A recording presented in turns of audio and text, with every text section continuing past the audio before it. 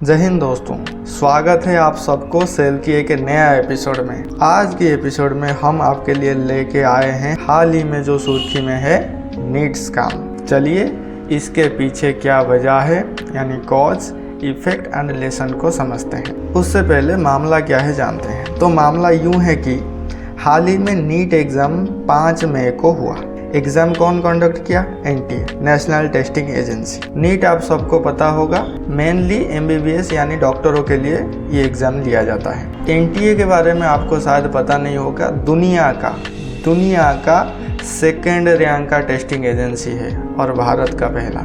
ये बड़े बड़े 25 एग्ज़ाम को कंडक्ट करता है। जज से लेकर डॉक्टर से लेकर कई बड़े बड़े पद पर ये ही एग्ज़ाम कंडक्ट करवाता है। तो इशू क्या हुआ? बहुत सारे एग्ज़ाम हो गया, रिजल्ट आना था 14 जून को, आ गया 4 जून, जिस दिन सबका ध्यान इलेक्शन रिजल्ट के ऊपर था। उससे भी बड़ा मुद्दा 67 कैंडिडेट फर्स्ट रैंक में आ गए। दिल्ली का एम्स भी कम पड़ गया सीट। 13 लाख कैंडिडेट 700 से ज़्यादा मार्क ले आए। कुछ बच्चों का तो मार्क 717, 718, 719 आउट ऑफ 720 आ गया, जबकि पॉसिबल ही नहीं है क्योंकि एक क्वेश्चन का मार्क 4 होता है और -1 मार्क होता है। ये पहले से भी नहीं हुआ था, इस बार हो गया। कुछ बच्चों का रिजल्ट में ही गड़बड़ी हो गई। तो चलिए सीधा जानते हैं कॉज, इफेक्ट एंड लेसन। पहले कॉज। एनटीए जो है बहुत बड़े बड़े एग्जाम कंडक्ट करवाता है। इस बार तो 24 लाख से भी ज्यादा कैंडिडेट एग्जाम दिए थे, लेकिन इस बार एनटीए से गलती हुई है। सिर्फ एनटीए से नहीं, बहुत सारी कॉज है, एक एक करके गिनाते हैं। नीट के 1.5 महीने पहले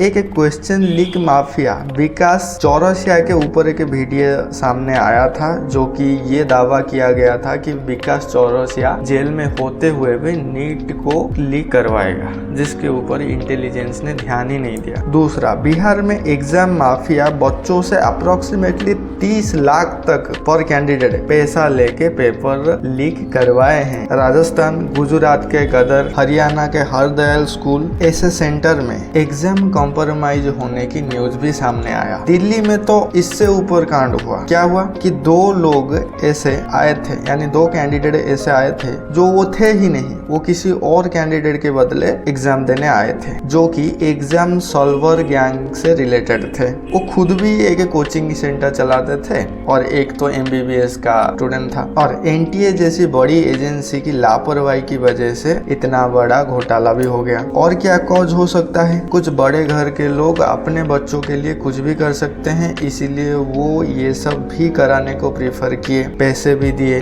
जिसके वजह से इन गरीब और मिडिल क्लास बच्चों का फ्यूचर के साथ खिलवाड़ हो गया। ये भी एक कॉज है। वैसे जांच चल रहा है, कॉज और भी आ सकता है। अब चलते हैं इफेक्ट को। इफेक्ट तो बहुत कुछ हुआ। देश की भविष्य यानी हमारे भावी डॉक्टरों के साथ खिलवाड़ हो गया, बेचारे डिप्रेशन में चले गए, कुछ तो आशा छोड़ दिया, मामला कोर्ट तक गया।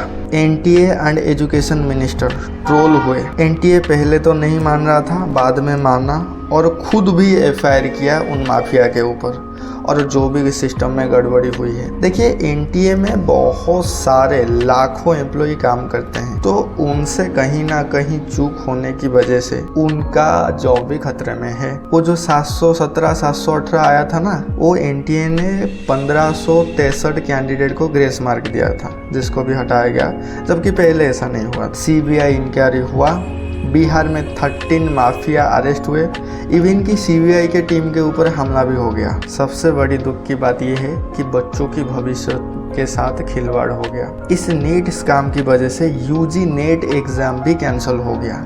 ये सारे थे इसका प्रभाव, और भी पढ़ने जा रहा है और पढ़ रहा है भी। तो इससे हमें लेसन क्या ले लेना चाहिए? लेसन ये ले लेना चाहिए कि इंसान अपने के लिए किसी भी हद को जा सकता है। अगर हम पूरी मेहनत किए हैं तो अपने को हार मानना नहीं है। बुरी समय आएगा, हमें डट कर लड़ना है। और अगर हमें विश्वास है अपनी जुडिशियरी सिस्टम पर, अपने ऊपर विश्वास है, तो चाहे सिचुएशन कुछ भी हो, हमें कोई एक बार रोक सकता है लेकिन बार बार नहीं रोक सकता। वो कहते हैं ना, भगवान के द्वार में भले ही देर है लेकिन अंधेर नहीं। तो हिम्मत रखिए और इस बैड सिचुएशन को बीत जाने दीजिए। मिलते हैं और एक एपिसोड में।